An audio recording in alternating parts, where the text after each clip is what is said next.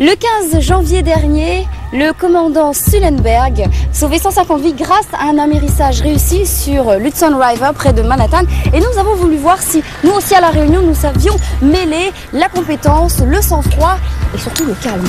Go, go, go, par ici, évacuez, laissez vos bagages. On fait gilet en passant, vous enfilez vos gilets, installez vos gilets. Par ici, évacuez, go, go, go, go. Par ici, évacuez vos gilets, au fond des canaux, go.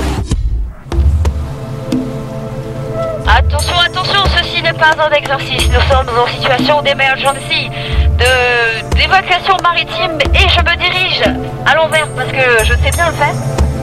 Philippe qui est instructeur et qui va nous donner donc quelques indications pour cet exercice, cette formation qui se fait dans des conditions, dans les conditions du réel, parce que normalement pour les autres compagnies, ça se fait à la piscine, c'est ça? Oui, mais effectivement, on a la chance ici à La Réunion d'avoir un littoral.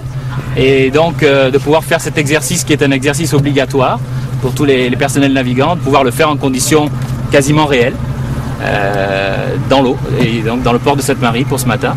On a vu récemment avec l'accident de New York qui a pu échapper à personne. On en a parlé, oui. On a vu, tout le monde a vu les images, je pense. Voilà, mais on peut s'apercevoir que c'est une situation qui arrive.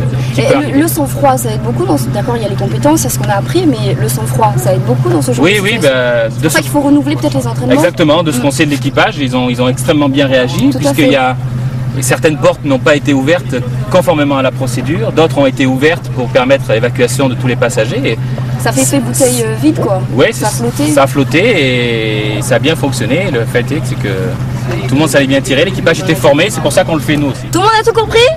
Oui. Ouh là là, tout le monde a bien compris? Oui. C'est ce qui est dorme là en fait.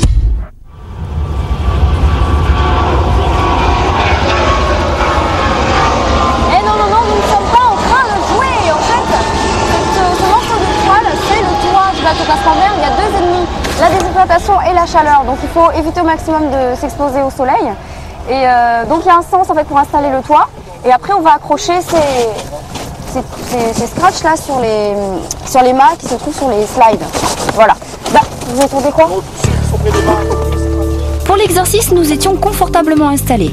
Mais il faut savoir qu'en cas d'évacuation maritime réelle, le canot peut accueillir jusqu'à 81 passagers.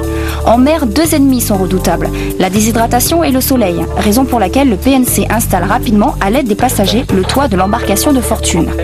Dans cette phase sensible, le PNC doit veiller à maintenir le calme, à activer la balise de positionnement, jeter l'ancre flottante et organiser la vie à bord en attendant l'arrivée des secours. Il est indispensable qu'il y ait un chef par embarcation.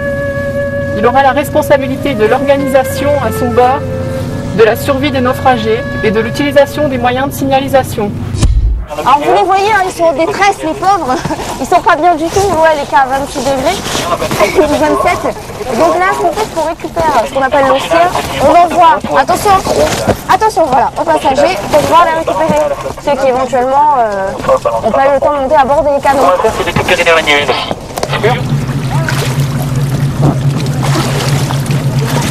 Pousse sur les jambes, et 2, 3. Voilà, on a récupéré tous nos passagers, on peut nous appeler Heroes. Il faisait très très chaud sur ce bateau et le temps que les autres se sèchent, moi je suis venue dans le bureau de Monsieur Etève, où il fait meilleur quand même s'il y a la clim. Merci de nous accueillir Monsieur Etève. Merci. Pourquoi avoir créé un centre de formation ici à La Réunion? C'était un besoin puisque la compagnie aujourd'hui compte près de 350 navigants et que le métier de navigant exige des formations permanentes et des entretiens permanents de compétences. Et nous devions traiter à l'extérieur ces engagements et nous avons préféré investir de manière à ce que le personnel reste à la compagnie pour son entraînement. Et quelles sont les perspectives à venir? Écoutez, le centre de formation va faciliter le travail de la compagnie, va surtout nous assurer un excellent niveau de compétence en termes de sécurité, et les perspectives d'avenir, c'est que ce centre peut servir à d'autres entreprises qui en auraient des besoins. D'accord. Est-ce que vous recrutez, Monsieur Etève, encore toujours? Nous avons recruté, parce que nous avons recruté près de 80 personnes pour l'arrivée des nouveaux appareils.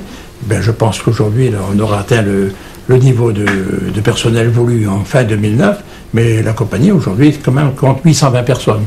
Ce centre de formation n'est pas spécialement destiné, n'est pas uniquement destiné au personnel navigant, puisqu'il sert également de formation en termes d'informatique, se sert de salle de réunion, de formation de marchandises dangereuses que tous les employés au sol doivent subir, des formations de sécurité que tous les employés au sol doivent également subir. Donc c'est un outil de travail qui était indispensable et que je crois de très grande qualité.